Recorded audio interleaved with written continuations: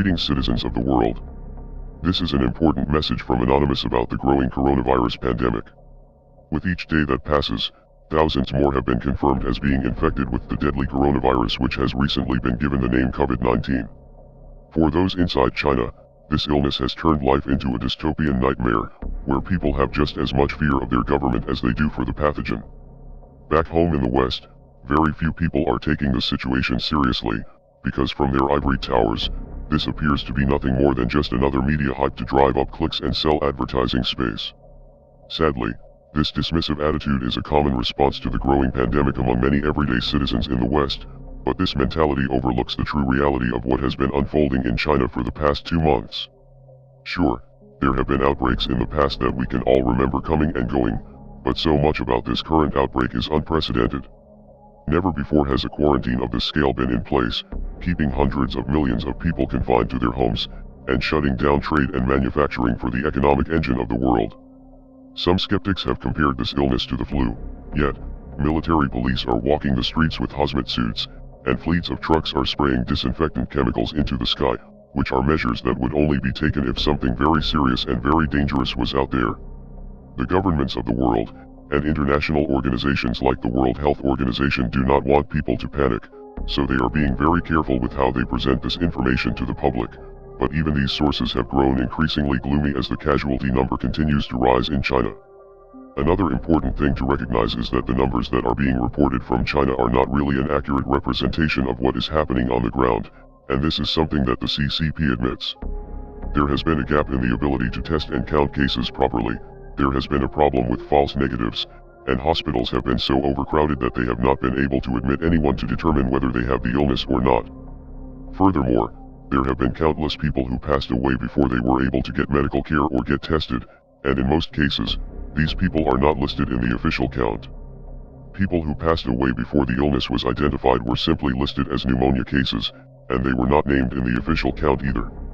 This could be one of the most serious illnesses that our species has faced in generations, but the illness is not the only thing that we have to worry about. A quarantine sounds like a great idea, and if done correctly, it can be very helpful at eliminating the spread of viruses. When we stay home from work or school because we are sick, this is an example of an individual quarantine. However, shutting down entire cities with millions of people, because a few individuals there may be sick, can actually make the problem worse, and lead to many other issues. Harsh quarantine policies like the ones chosen by the Chinese government in this particular circumstance have been known to backfire. In an environment of fear, where large groups of people are subjected to punishments and constant screenings, people are more likely to hide their symptoms and less likely to take other measures to avoid germs.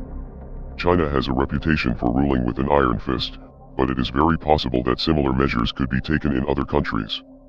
In fact, the World Health Organization has praised China's response to the crisis, saying that the country has set a new standard for outbreak response, but does that standard entail military rule and cities on constant lockdown? We are Anonymous. We are Legion. We do not forgive. We do not forget. Expect us.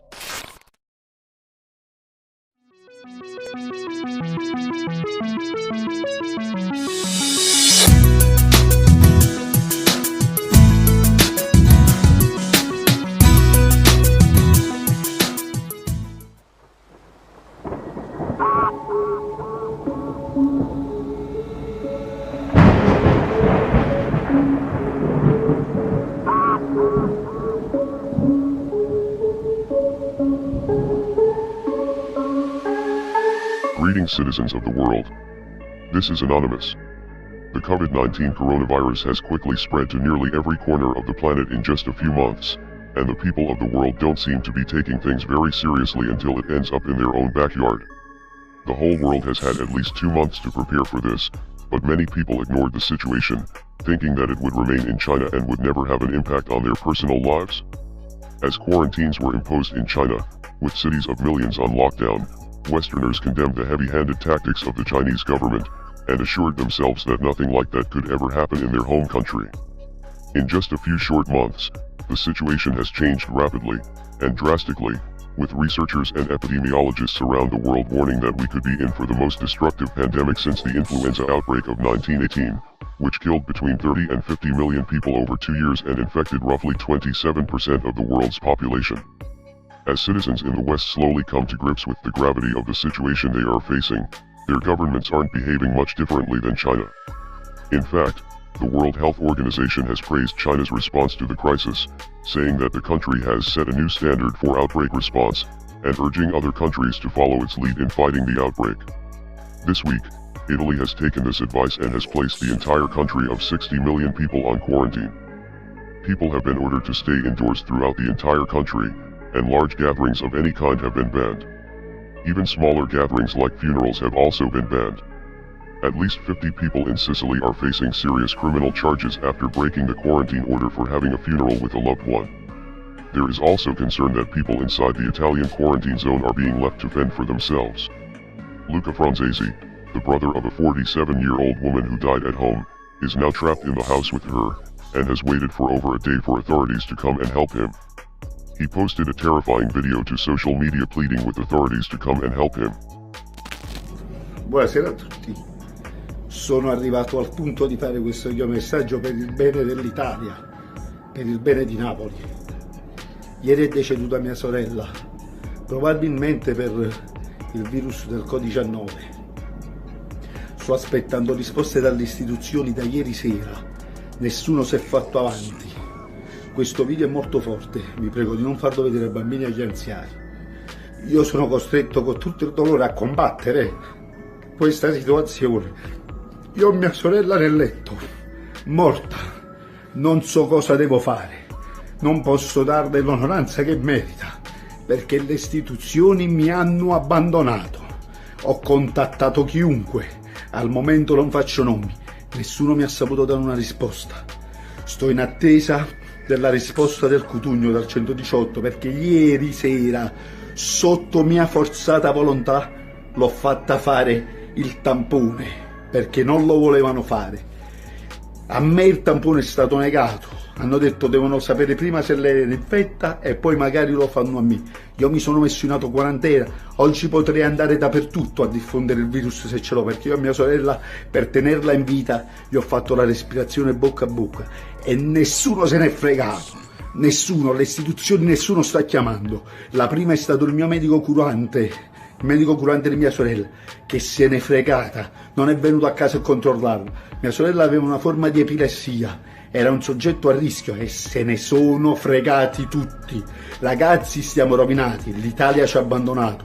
Diamoci forza l'uno con l'altro, vi prego di diffondere questo video dappertutto. Rendiamolo virale. Io voglio una risposta. As more people are getting tested in Europe and the United States, it is becoming apparent that this virus gained a foothold on every continent, aside from Antarctica, of course, and so other Western countries are now starting to think about how they can quarantine their own populations. In the US, where citizens insisted that something like this could never happen on American soil, the National Guard was called to a region of New York that has become a new epicenter for the virus on the East Coast. We also have some breaking news on efforts to contain the coronavirus in a city hit hard. New Rochelle, New York, just north of New York City. Joining me now is NBC News correspondent Ron Allen. Ron, what can you tell us? I understand Governor Cuomo just made some news. He did, Chris. He's calling in the National Guard to help set up what's called a containment area around a hotspot, a cluster. New York Governor Andrew Cuomo insists that the National Guard is only there to help deliver supplies and clean up, but the presence of military troops certainly has many local residents on edge. It was also reported that Cuomo was using prison labor to make large volumes of hand sanitizer to make up for the recent shortage, so it is understandable if some citizens suspect veiled threats behind his flowery promises. New Rochelle is a particular problem. It is what they call a cluster. The numbers have been going up, the numbers continue to go up, the numbers are going up unabated, and we do need a special public health strategy for New Rochelle.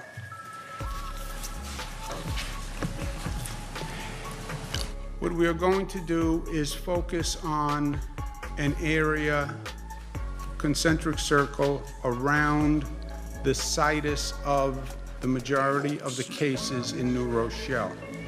Much of the transmission tends to happen on a geographic basis. Kids go to school, kids go to a store, parents go to a store, Parents walk down the block, shake hands with someone. Parent is walking the dog, meets somebody, says hello, has a conversation. Remember how this can spread from it's a respiratory illness, droplets of a sneeze, a cough, it's on somebody's hand, you shake hands, now you have an issue. So containment strategies focus on geographic areas. It was also announced that Georgia, in the southern United States, will be turning a portion of a state park into a quarantine zone for coronavirus patients. Shortly after the virus arrived in Georgia, the state's governor, Brian Kemp, announced that state officials were preparing Hard Labor Creek State Park in Morgan County for isolating and monitoring patients who may have been exposed to the disease caused by the coronavirus. This was intended to assure residents that something was being done to prepare, but this was not welcome news to some citizens, because getting quarantined in an isolated section of a place called Hard Labor Creek sounds like a straight-up horror movie. However, there are different approaches that can be taken, but people need to actually take this virus seriously and practice extreme social distancing to slow the spread of the illness. As the South China Morning Post noted in a recent column, South Korea has managed to handle the virus extremely well without citywide lockdowns, by making testing and medical care as available as possible, and encouraging safe social distancing practices among citizens. We need to stay home as much as possible and avoid public spaces as much as possible until this blows over, and cancel large events voluntarily, of our own free will. These actions will help us to prevent the spread of the virus, and it will leave authorities with no excuses to crack down on the population in the name of public safety. Will others follow their lessons? It doesn't look they will. We are anonymous. We are legion.